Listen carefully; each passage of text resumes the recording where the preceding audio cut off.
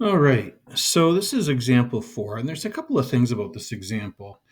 The tower is 50 meters high. When I first ever read this example, I wanted to make that the perpendicular distance from the ground, because when you think about how high something's height, how tall, the elevation, it's always measured perpendicular. But the whole point here is to set up a side angle side cosine law question, and that means the tower's length is 50 meters. But there's another issue with this question, and that is we're assuming the sun is shining so that the tower is leaning away from the sun with the shadow on the ground.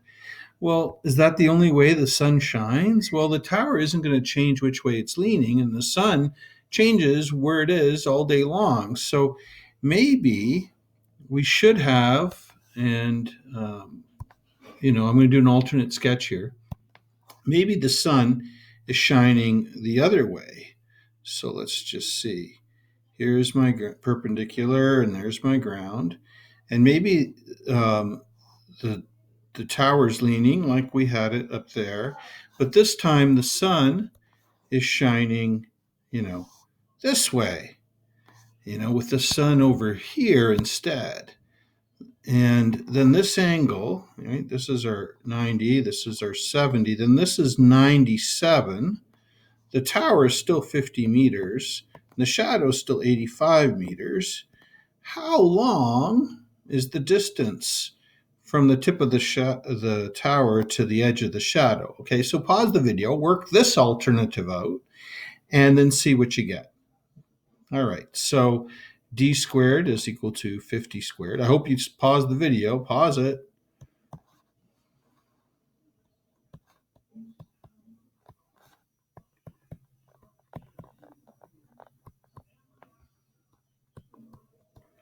Okay, so all I did was change the angle from what we had above. And I want you to notice something when you're doing this.